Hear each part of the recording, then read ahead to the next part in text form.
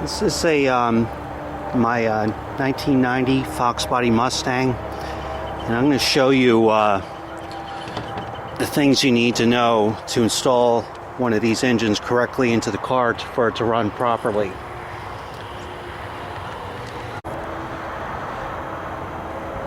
This is my 331 Ford Stroker engine, roller cam engine, and I'm going to go over the things that are necessary to get the most power, reliability out of these cars.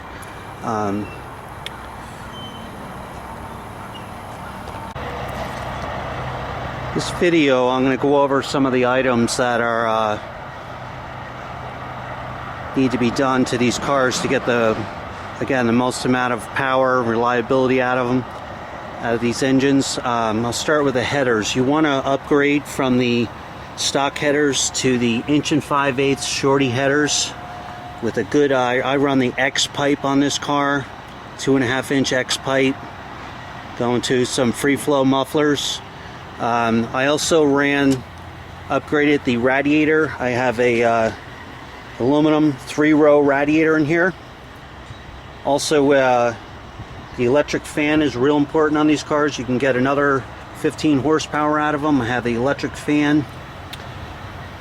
The hoses, you see the Ford Racing blue silicone Ford Racing hoses are a good heavy duty upgrade.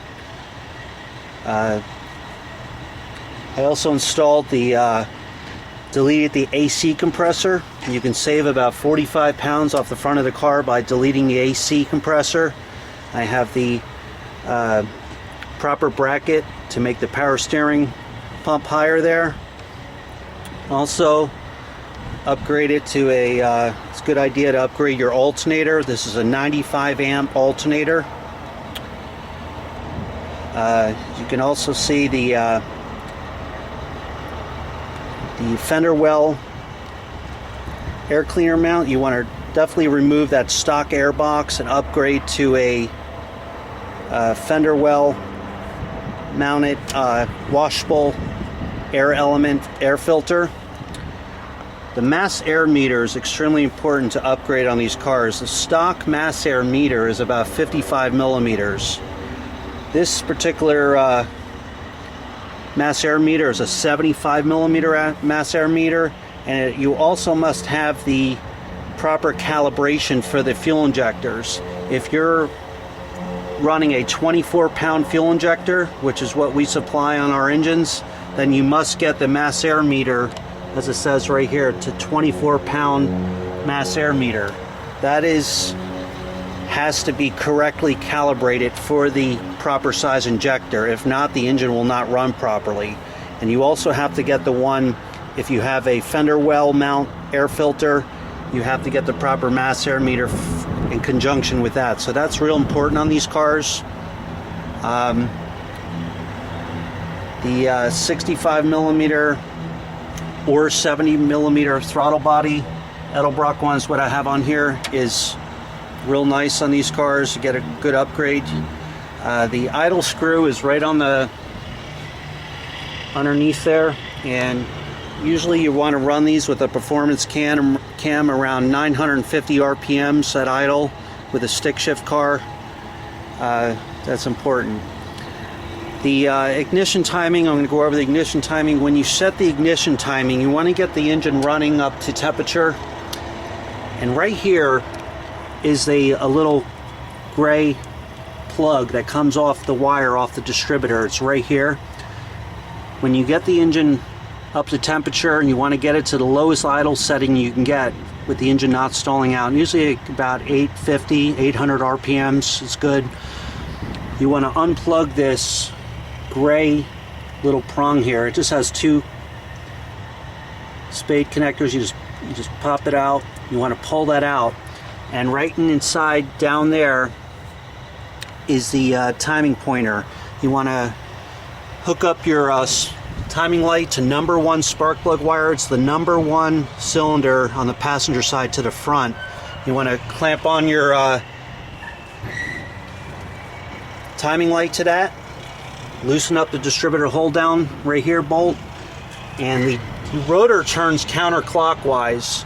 So if you want to advance the timing, you have to turn the housing clockwise. If you want to retard the timing, you turn it counterclockwise. But I've done a lot of trial and error, and I found that these engines run best at 14 degrees before top dead center. So down there on the balancer, down in there's the timing scale. You can see that yellow line that comes on the scale, and then the numbers. When that's flashing, you want to turn the distributor until you achieve 14 degrees before top dead center on that balancer with the timing light flashing. After you do that, you want to tighten down that hold down clamp bolt, re-plug in this little gray plug, and the timing is set.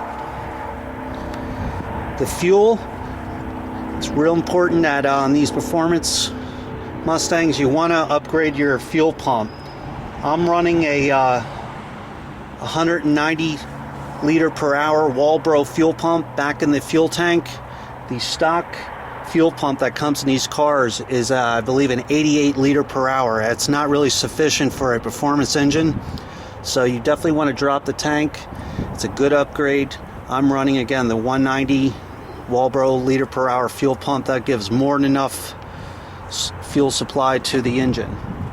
I also have the a braided, Edelbrock makes a braided fuel line kit that snaps into place of the original fuel lines up on the fuel rail. It's a real nice setup. I also put a T-fitting in here to run a sight glass window fuel pressure gauge.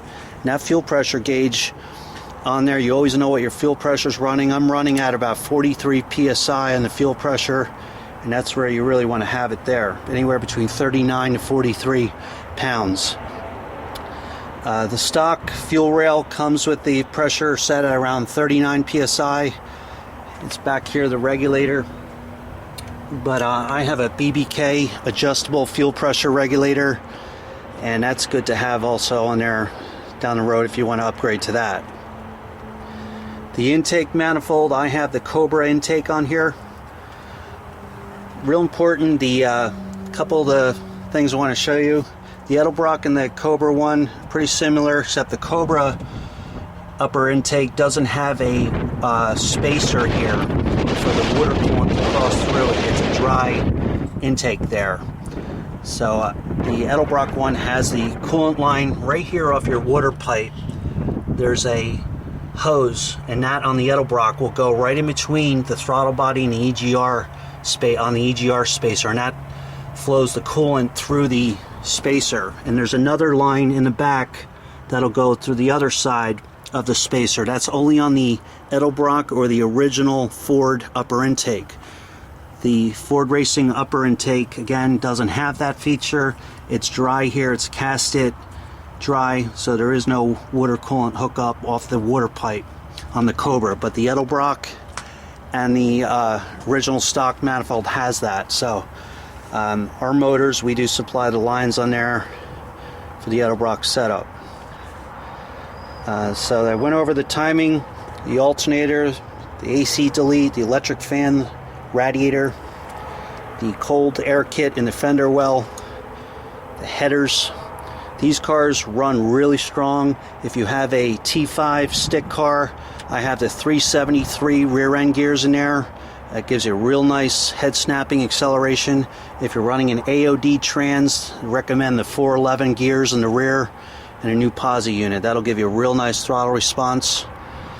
I'm also running the, if you are going to upgrade the T5, go with the world-class T5 trans, and the clutch, real heavy. You want to put a heavy-duty, like a spec clutch I have in this. That's a real good street clutch in here. Also, I also recommend a high torque mini starter. It's a lot lighter than the original unit, and that also works nice. So that's just a couple of the things. All your sensors, it's real important that the manifold sensors are all changed when you do a new engine in these cars. Right here is the coolant temperature sensor for the gauges inside the car. It's important to upgrade, put new sensors in. The manifold air temperature sensor is right in here on the intake. That's another one that's important to change. The coolant temperature sensor for the computers runs right off the heater pipe right here. That also I recommend changing. Your idle air control valve, definitely upgrade, put a new one on that. Again, any sensors, real important, make sure you change that. But these are just a few of the items I want to show you that can really make a big difference in these cars for them to run properly and be reliable. And that's what it's all about. So, again, so this is my 331 stroker Ford engine for 1990 50 Mustang here.